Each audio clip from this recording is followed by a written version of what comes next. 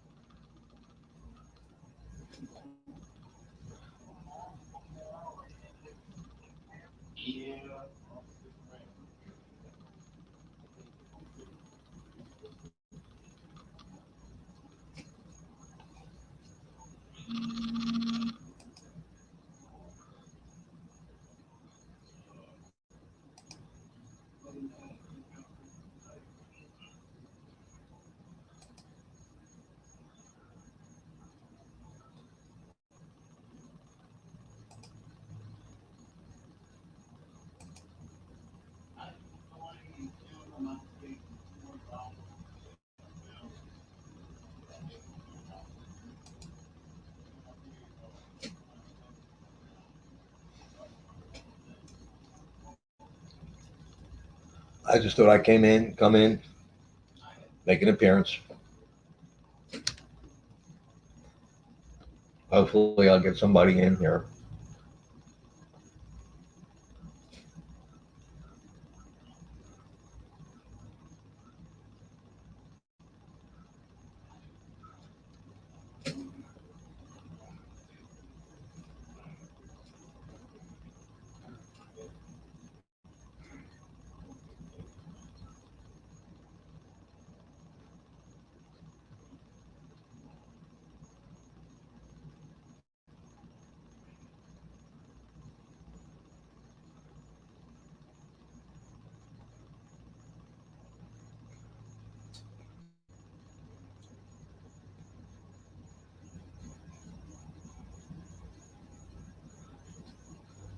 In the meantime, I'll play something for you guys.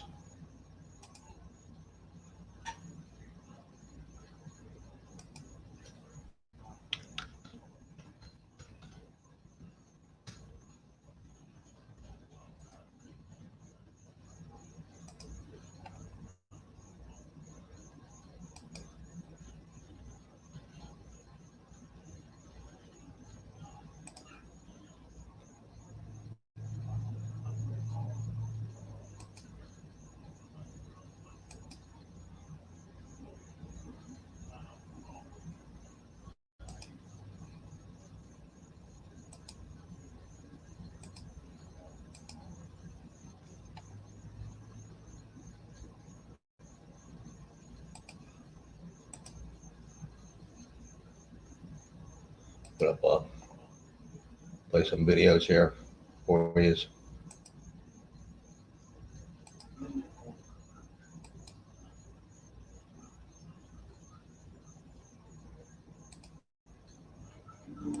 this was one of the marquee buildings in town. This is a hotel, actually a rather large hotel, built in the Gold Rush era. Historical building. Uh, this wall has seen more stuff than people can imagine, and it's gone forever now. As you can see here, I'm walking down Highway 89, the main highway that runs through town. So this is your main intersection of town, your main street. It's a complete devastation, 360 degrees of it. fire got so intense, it took these metal street poles, bent them over, they're wilted like dead flowers now. And it's not just one, they're all through town like this. If it wasn't so much smoke here, you could see that this devastation goes on as far as you can see. It's not just limited to a block or two.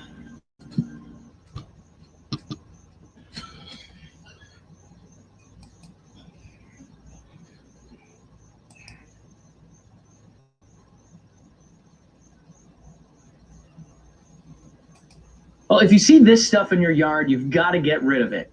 It's poison hemlock, and it can be found in just about every state. As it spreads, it's creeping into parks and gardens and things like that, and every part of the plant is poisonous. Eating it can kill you or your pets, and even just touching it can cause blisters and welts. So here's how you can spot it.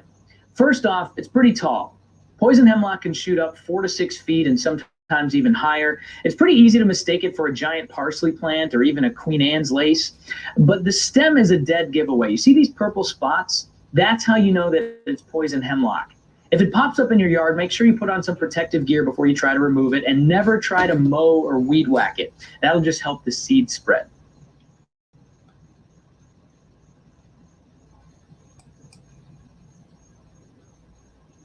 Imagine running out of water. It's happening in Northern California. The drought there has gotten so bad, wells in historic Mendocino are running dry. Hotels are paying to have water shipped in. Restaurants are asking customers to limit use of their restrooms. It is a serious situation. Earlier this week, water officials passed an emergency resolution restricting water access for thousands of farmers. They say without it, the drinking water supply for some 25 million Californians could be at risk if the drought runs into next year. This has been the third driest year on record so far, and it comes on the heels of yet another incredibly dry year.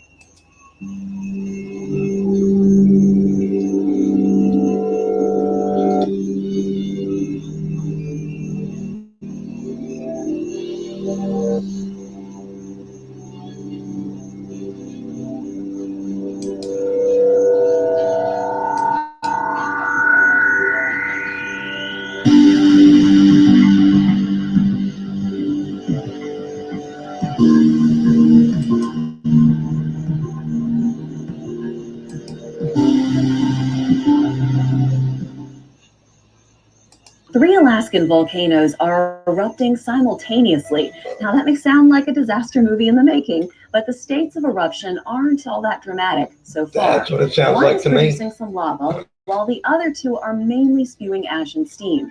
The one to watch appears to be Pavlov Volcano, a stratovolcano at the end of the Alaskan peninsula that one geologist called, quote, sneaky, because it can erupt without warning. The Alaska Volcano Observatory recently raised its threat level to orange due to ash emissions observed from it. It's considered one of the most active volcanoes in Alaska and last erupted in 2016. Next, a lava fountain was seen coming from Great Sitkin Volcano on Great Sitkin Island by locals in Adak. And finally, Semi-Sopochnoy Volcano has been erupting on and off and sent an ash cloud 10,000 feet into the air. But it's on an uninhabited island, so the eruption isn't a direct danger to anyone. So this is one of the marquee buildings in town. This is a hotel, actually a rather large hotel, built in the Gold Rush era, historical building. This wall has seen more stuff than people can imagine, and it's gone forever now. As you can see here, I'm walking down Highway 89, the main highway that runs through town. So this is your main intersection of town, your main street. It's complete devastation, 360 degrees of it. The fire got so intense, it took these metal street poles, bent them over. They're wilted like dead flowers now. And it's not just one, they're all through town like this. Look at that, folks. If it wasn't so much smoke here, you could see that this devastation goes on as far as you can see. It's not just limited to a block or two.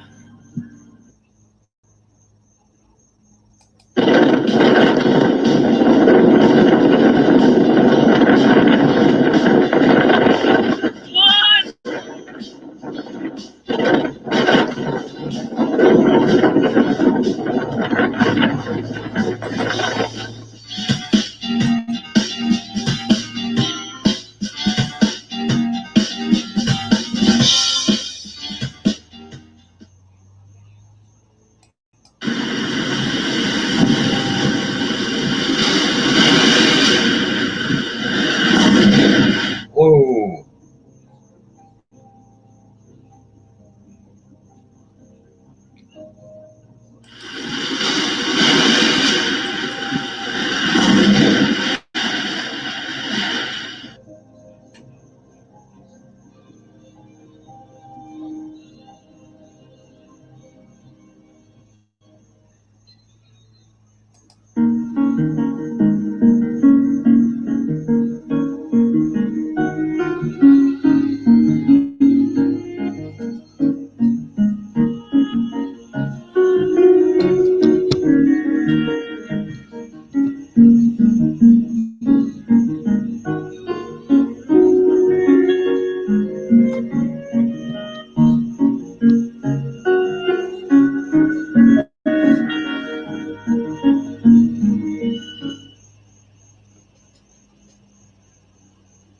This bear cub is being hunted, but wildlife officials want to help him, not hurt him.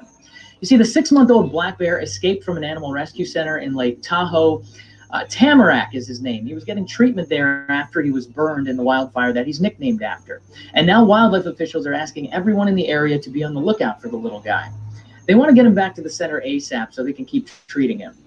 Now, he's about the size of a Cocker Spaniel, and he probably still has some bandages on his front paws. But as adorable as Tamarack is, if you spot him, stay away. He's afraid of people, so the best thing to do is call police or wildlife officials.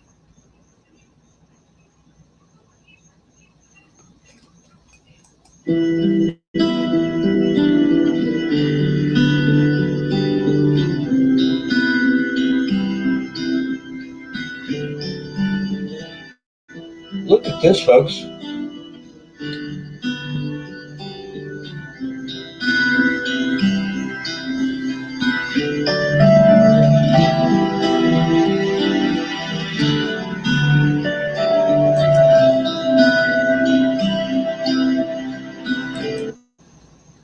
Look.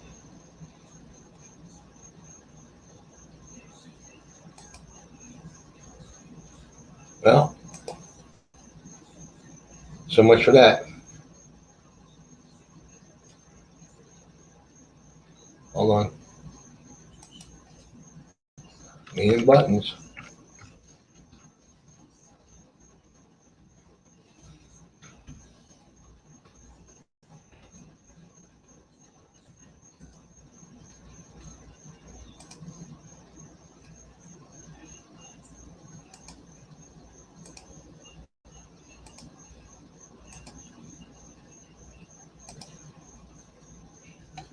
Okay.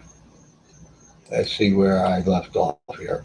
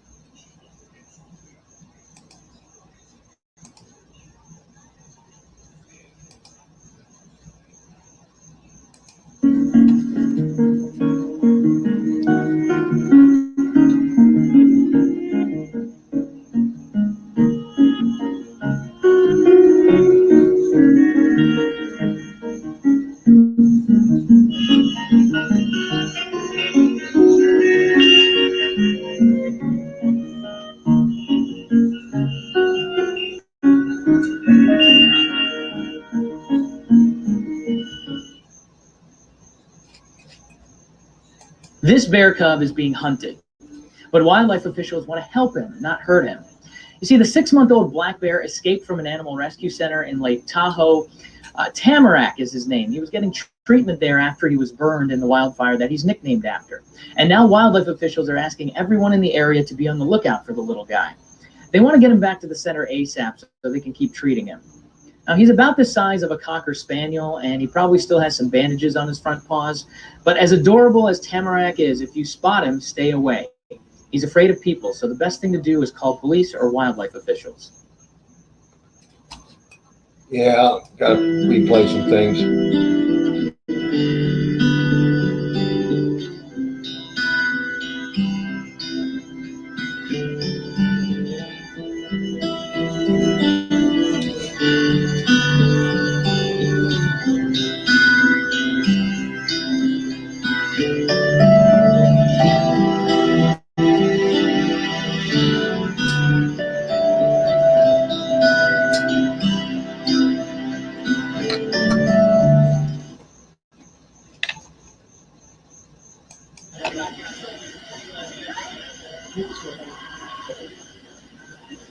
Oh my God.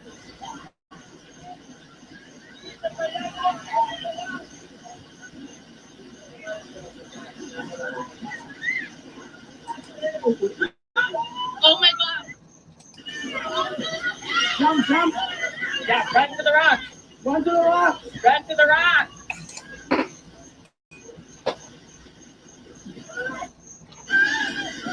Oh no. Holy. We got out just in time. That is absolutely insane. We literally just got out like 2 minutes ago.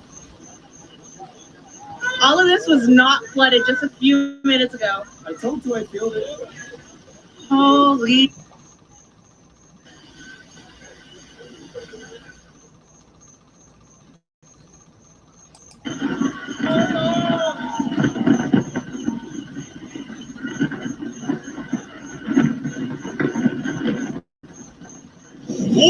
Oh, check out. Oh, what's going on? Oh, you guys didn't mean that.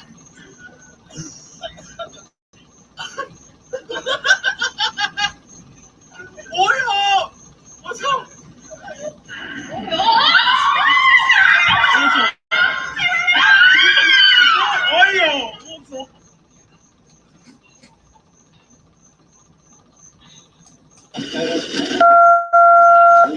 I got you. Dude, I'm good. I got it. I got it. Oh. I got you. I think.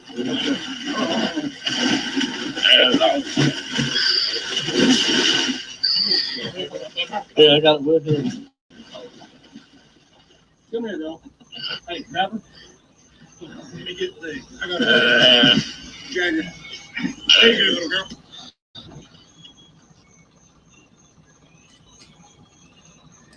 It may be hard to believe, but this was once Bolivia's second largest lake. It's now nothing but a dry, cracked, salty desert.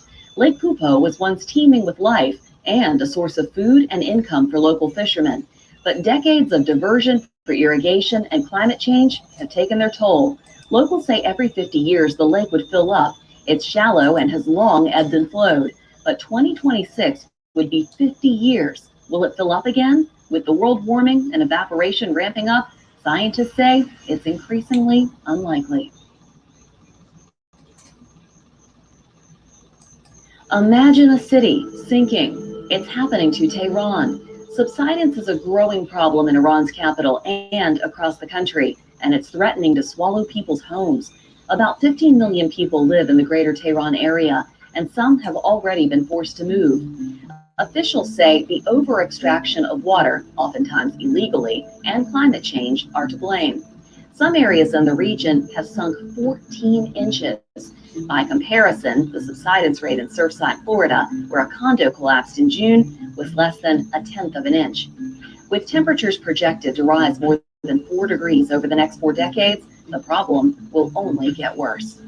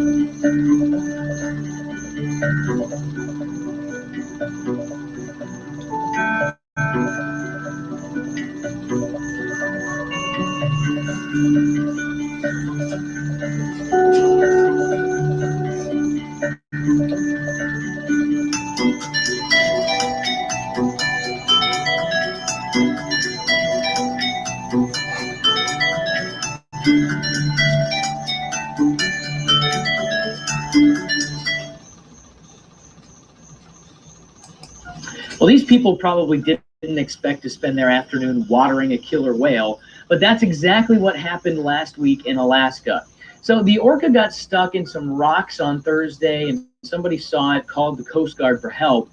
They said the best thing to do was to keep the killer whale wet until wildlife officials got there. So people grabbed buckets and hoses and basically got to work. And the Good Samaritan said that the whale seemed really grateful too. The orca's day ended up getting a lot better from there. About 6 hours after it was first spotted, the tide finally got high enough for it to float back out to sea.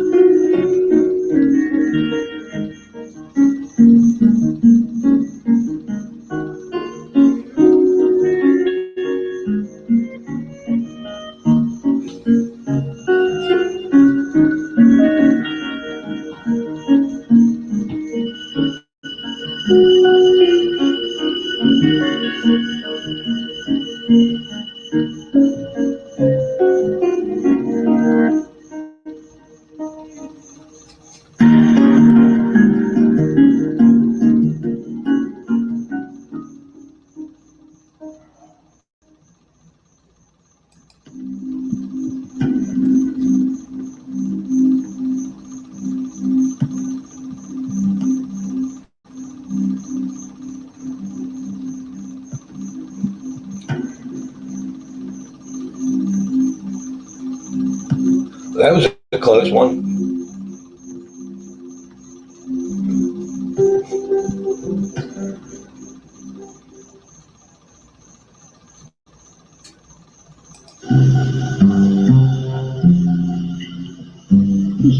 Yeah.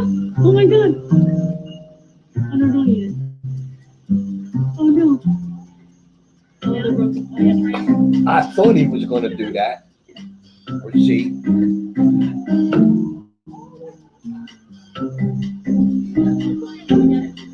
Yeah.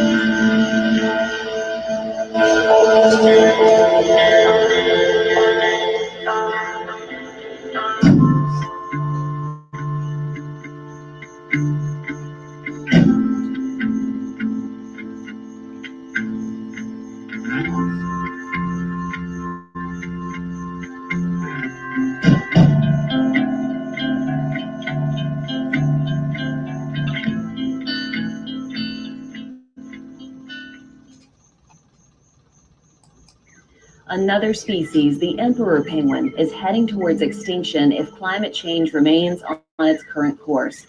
Research recently published in Global Change Biology predicts that 98% of emperor penguin colonies may be gone by 2100 if nothing is done to temper planet warming emissions like CO2. Around 2/3 will be near extinction by just 2050. The warming trends of climate change are rapidly melting sea ice globally, which emperor penguins depend on. Just one example of how bad it's getting, in 2016, sea ice levels in Antarctica were so low the ice broke up before penguin chicks could develop their waterproof feathers. As a result, it's believed upwards of 10,000 chicks likely drowned. In light of the new research, the U.S. Fish and Wildlife Service proposed Tuesday to list the emperor penguin as threatened on the endangered species list. They would be joining a growing list of species made vulnerable by climate change, like the polar bear, which was added in 2008.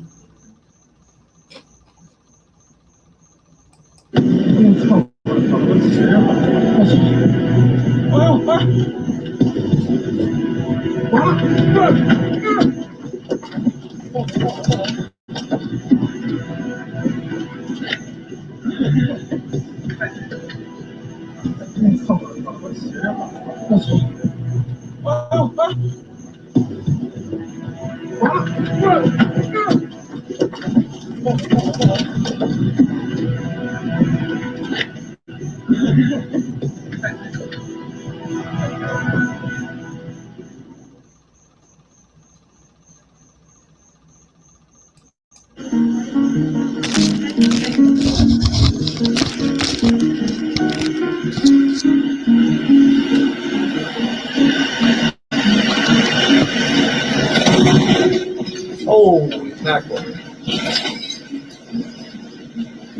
Some dangerous storms out there.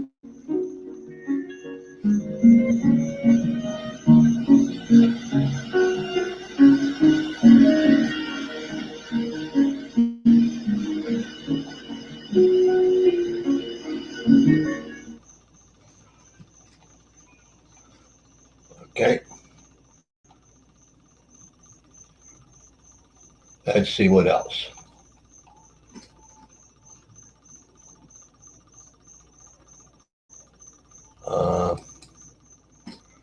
Okay.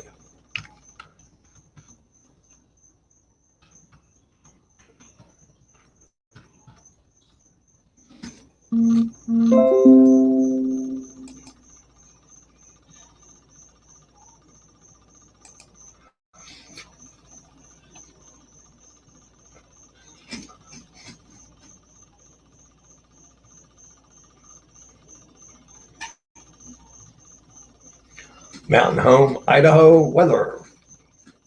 79 degrees. 69 this morning, afternoon 76, evening 74, overnight 64.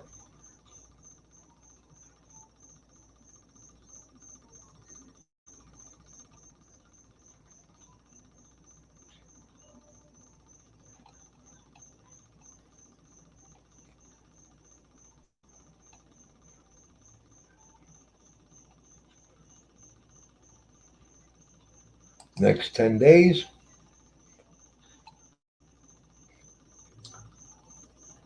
Tonight's going to be 59 degrees low, northeast 14 miles an hour.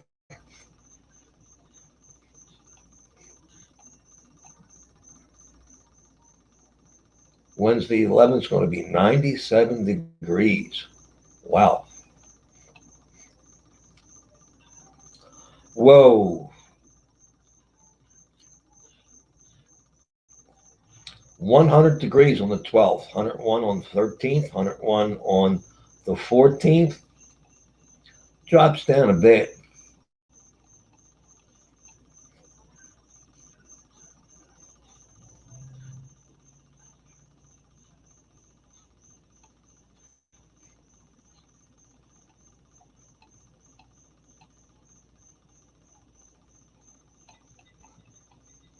Okay, let's look at the radar.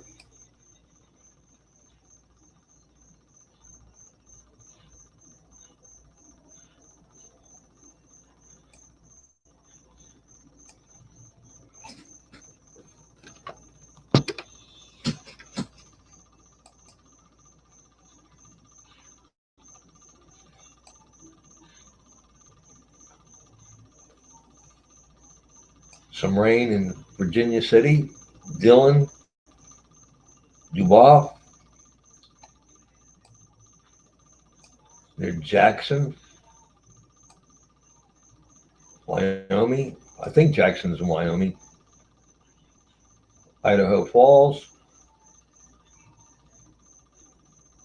Pocatello,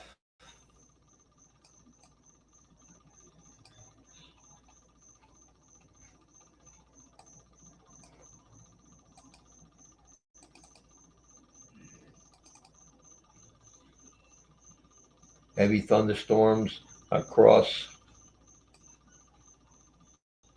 Nebraska and South Dakota, is it?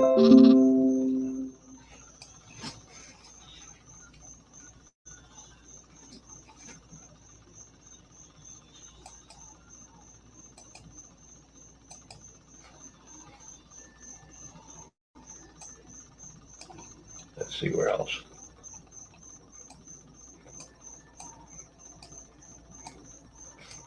Well, New York, Virginia, West Virginia.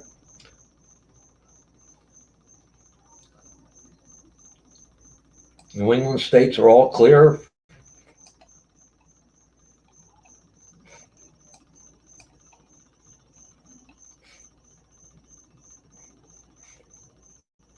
Heavy rainstorms here. North Carolina. Ooh, Columbia. Northeast of Columbia. Myrtle Beach. Savannah, Georgia.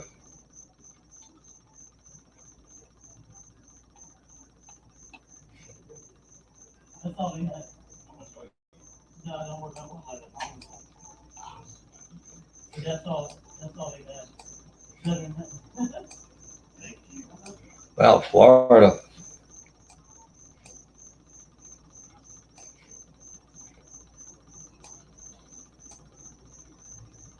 Look at the rain west of Florida, Gulf of Mexico.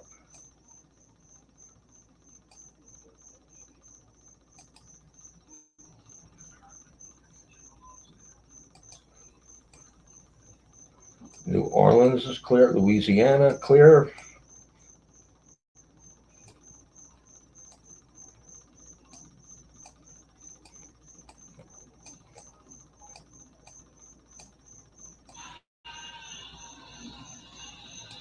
Monterey.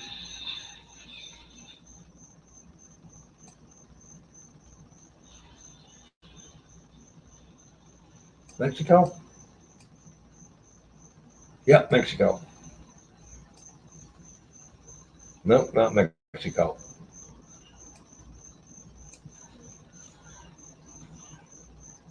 I think, not quite sure. Yeah, Mexico. Houston, Texas.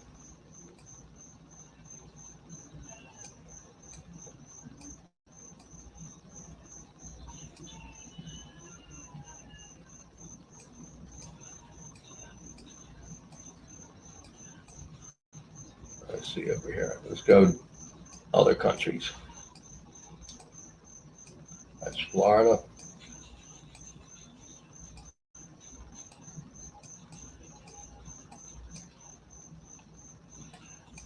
That's it.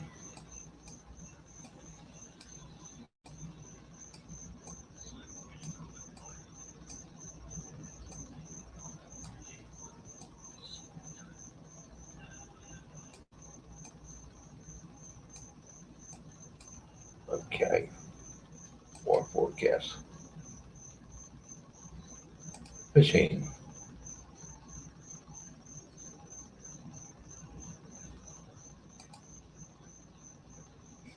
Italian fisherman catches 280-pound catfish in Po River.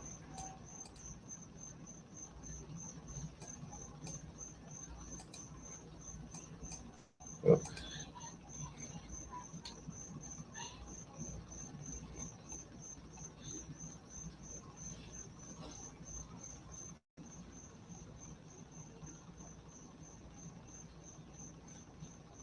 £342 in Brazil. Biggest catfish caught using a spinning reel. Wow.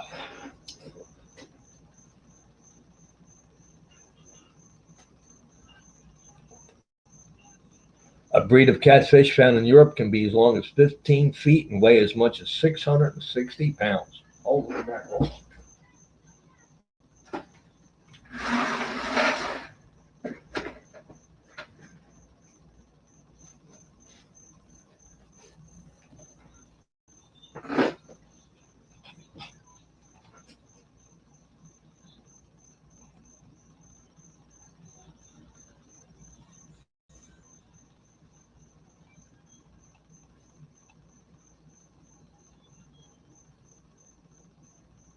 Let's see what else. Cold and flu. Interesting. This was March 26, 2021.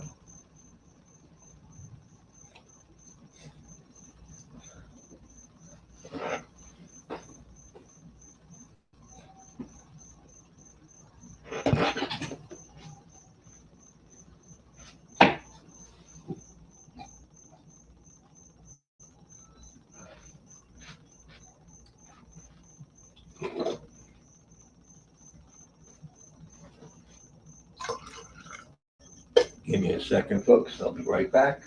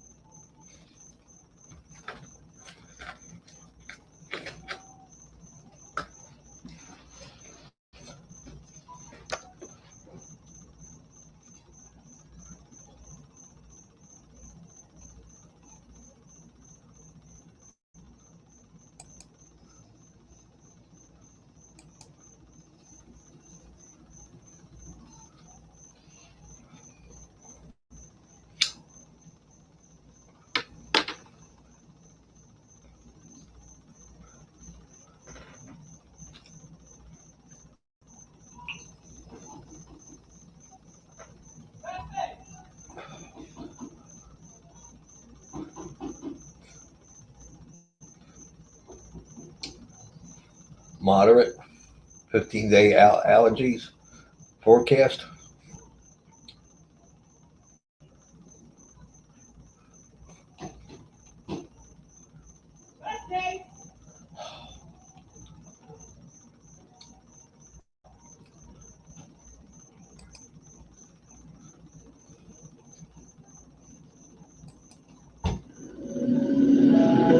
Nice days can come with a hidden cost. Allergies. Pollen, dust, and dander aren't always easy to see. But for seasonal allergy sufferers, they make their presence known. It's weather that holds the key to preparing for allergy season. Weather and allergies have always had a powerful connection. Trees produce pollen when it's warm. Wind kicks the pollen up. Rain and humidity bring it down. But there's so much more to it. How hard does it rain? How quickly does the temperature change? What types of plants grow in your neighborhood? These factors all add up to some complicated math. So we've developed Allergy Insights with Watson, a new kind of risk prediction system for allergies. It uses IBM Watson machine learning to find hidden correlations between the world's most accurate weather data and hundreds of millions of allergy cases reported nationwide. Watson then uses these learnings to create hyper-local forecasts down to the zip code, predicting your risk of allergies up to 15 days before they hit. It's not just predictive modeling. It's a chance for anyone with allergies to stay informed and enjoy nice days for what they are. In other words, allergies eat our dust.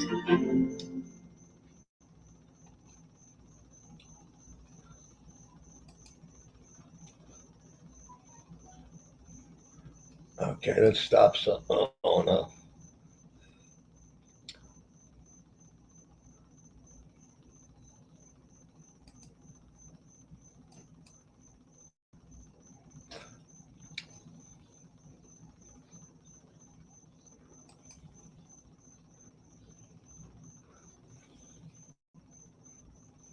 Anger a lot.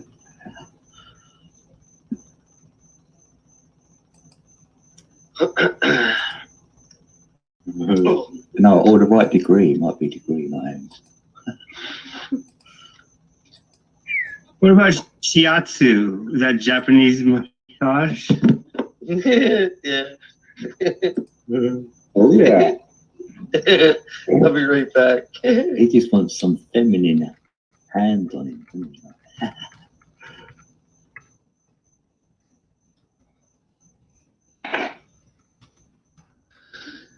Yeah. Why? My teacher told me to stay away from the women. They're trouble. And they take me away from my studies. Yeah. That's if you start with dress. Mm-hmm. Who told you this? What, the red dress? No, to stay away from girls. Oh, he's just saying, like, if you had a guru mentor or something, that's what they'll say to you, isn't it? Yeah. It's a true thing, yeah. Soccer was one of them. You can't mix the two, yeah? Yeah. Well, yeah. If you did, it's got to be out of love, not their lust. You know what I mean? Just lusting. So then, you know, it's going to put you in your head. So then, you're not in your heart. So that's probably why. True. You wouldn't know the difference as opposed to that young, would you? Making this. Yeah, you wouldn't that young. Yeah, it's like a journey, isn't it?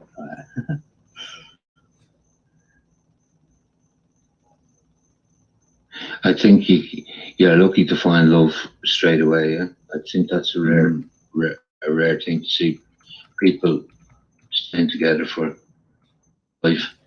I'm seeing them old and still not even holding hands, but still having that special thing. You know what I mean?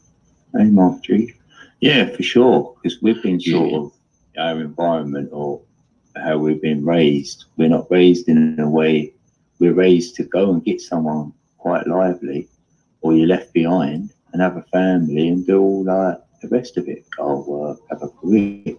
But if it was done another way, where you thank yourself first, then you might love yourself. Then it's a different love. So you might be about, say, 30 years of age before you meet this, say, your partner and have children. If you did, it'd be later on in life. But that's no good for the system, the matrix. Wow. Yeah, 35, I was saying. Yeah. But they say your body's 28 until you're like fully grown, not the 21. It's more like the 28 and 35 till your brain is actually all wired and fired, correct? Right. So yeah, it's going to take that long to know self. Well, I was just working on experience from people, just looking at people I knew and just saying, yeah, 35 is when most blokes I know should have made the decision whether they were going to sit and play a PlayStation for the rest of their life, or sit in a pub for the rest of their life, or get married, you know, that type of. Yeah. They have it all out of their system by then. They want to do more or less. Yeah. Man, I don't think it's a time frame. I don't think there's an age. I think everybody's life is different. Like right now, I'm 46 years old. I'm actually taking a time out in my life right now for my mom.